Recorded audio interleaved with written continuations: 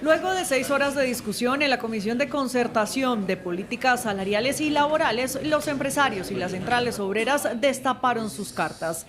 Tal como lo reveló Red Más Noticias, las centrales obreras proponen un aumento del 16% para el salario mínimo en 2026.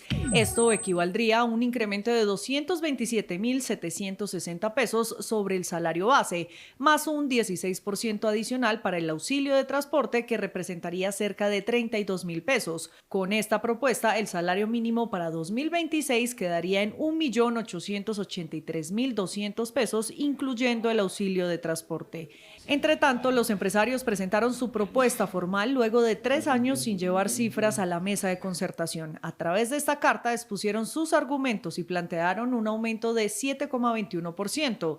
Esto significaría un ajuste de 102.634 pesos al salario base, más un 7,21% adicional al auxilio de transporte, equivalente a 14.420 pesos. Con este cálculo, el salario mínimo para 2026 sería de 1.540.554 pesos, incluyendo el auxilio de transporte. Y aunque las posiciones siguen muy distantes, el ministro de Trabajo, Antonio Sanguino, se mostró optimista en que las partes puedan llegar a un acuerdo. Puede ser que una brecha con esa distancia permita una mayor posibilidad de formular propuestas que permitan acercar estas dos propuestas de incremento que hemos conocido. Tenemos hasta el 15 de diciembre, hasta las 11:59 de la noche, para entregarle al país el resultado de lo que va a ser o de lo que está haciendo esta discusión con las propuestas ya conocidas. Las centrales obreras señalaron que la propuesta de los empresarios no representa el valor de los trabajadores. Por decirlo menos, chichipata.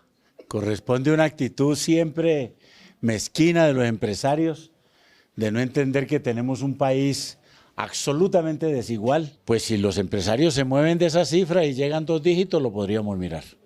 Solo si llegan a 2 dígitos. Solo si llegan a 2 dígitos. Por su parte, los empresarios indicaron que el incremento del salario debe ser acorde con la realidad del país. Realmente nos quedamos asombrados, porque es que en este momento una propuesta del 16% se sale de todo contexto de lo que estamos viviendo hoy en el país. Miraremos otras variables que nos permitan a nosotros mirar realmente qué contrapropuesta o qué propuesta vamos a llevar nuevamente a la mesa. Esperamos que sea lo mejor, pero sí vemos muy alejado lo que vimos hoy en la mesa. Estamos muy alejados de una propuesta como conjunta. El próximo jueves, las partes volverán a sentarse en la mesa de concertación para intentar acercar posiciones sobre el aumento del salario mínimo del próximo año. El primer plazo para lograr un acuerdo vence el 15 de diciembre. Hasta el 15 hay plazo, pero ¿se logrará concertar sí o no? Esa es la pregunta del millón, porque empezó esto, Mauricio, con un abismo enorme, de 16% a 7,2%. Estamos hablando de una diferencia de 8,79 puntos. Ahí de por medio, en el in-between, como dicen los gringos. No se ve fácil ni se ve tampoco pronta una concertación, y también se ve difícil que no se logre entonces negociar algo que sea por debajo de los 2 dígitos. Y se lo digo sobre todo pues porque el gobierno ya ha anticipado que eso es lo que quisiera. Y aquí lo que hay que entender pues es que claro, esto suena bien, que se suba mucho el salario mínimo, pues claro que todos los trabajadores decimos, pero ¿por qué no? Pero hay que entender entonces es cómo se concilia que exista poder adquisitivo para los trabajadores, pero que también se preserve esta estructura de costos de las empresas, sobre todo de las micros, pequeñas y medianas empresas, que este sí que es un país de MIPYMES. Pero yo insisto en otro punto. En este momento, y vuelvo un poco a lo que estábamos hablando ahora, Mauricio, a puertas de elecciones, también esta es una decisión muy populista, que se puede politizar mucho en ese sentido, porque un salario alto, pues claro que le gusta a la gente, pero eso nos trae otras consecuencias después. Eso es cierto, Paula, que a puertas de elecciones y tomando en cuenta lo que veníamos discutiendo, en el sentido en que el gobierno le ha metido todo el acelerador al gasto público, todo el acelerador a inflar la economía, todo el acelerador a que el año antes de elecciones haya beneficios, así sea de corto plazo, para distintos actores económicos, pues no es raro que el gobierno ya hubiera cantado. Acuérdense ustedes que esto que estamos viendo en este momento en las imágenes es una concertación entre trabajadores y empresarios, cada uno con su punto de partida.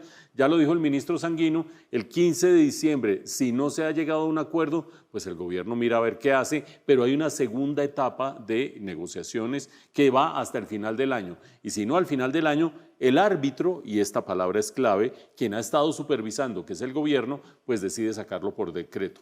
¿Por qué es clave recordar el rol que tiene el gobierno en todo esto? Porque, como lo decía Paula hace un momento, el gobierno ya cantó cuál es su posición. Su posición en la mesa en este momento no es relevante. En este momento la mesa plantea una concertación entre trabajadores y empresarios y el gobierno como observador. Pero si no hay acuerdo, la posición del gobierno sí termina siendo clave porque lo saca por decreto. ¿Cuál había sido esa cantada? Pues la dio el ministro del Interior hace unas cuantas semanas, cuando en alguno de sus mensajes, en un momento que estaba eufórico con distintos tipos de mensajes en sus redes sociales, decía que el salario mínimo no debería aumentar, que aumentaría por encima del 10%, incluso llegó a hablar o a hacer cuentas que equivalían al 11%.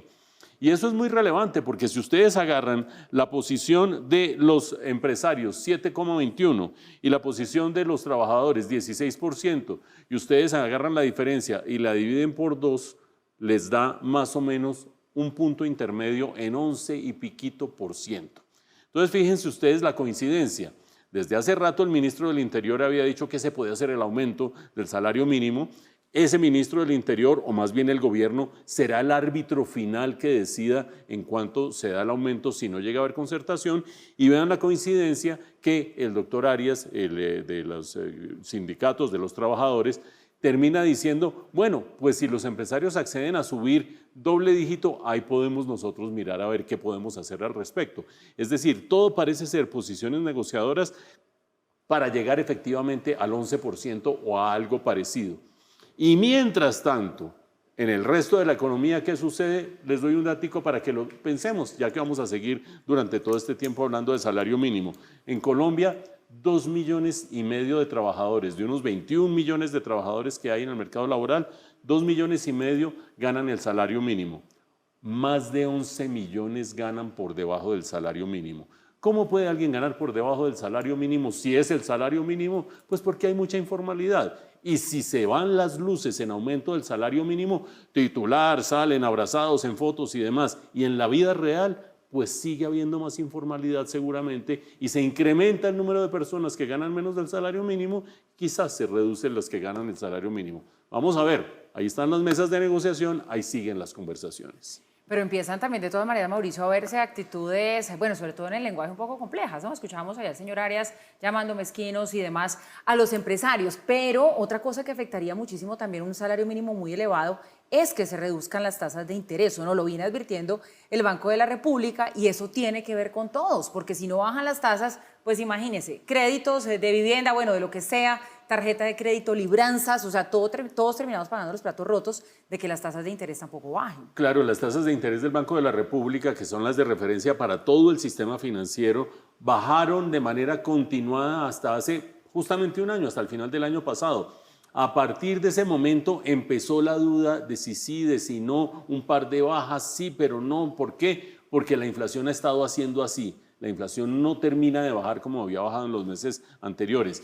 Y uno de los factores claves detrás de que la inflación no esté cediendo es una presión de costos, principalmente presión de costos laborales. Por lo tanto, ahí sí hay un sándwich específico, porque si se aumenta el salario mínimo otra vez por encima de la inflación, duplicando la inflación prácticamente, que ese es el 11%, eso le pone más piso a la caída de la inflación y por lo tanto le pone piso a la caída de las tasas de interés. Unas por otras, dirán algunos, quizás sea más capitalizable de cara a las elecciones decir, sacamos el salario mínimo en 11%, que decir, pero no se pueden bajar tasas de interés para impulsar más la economía.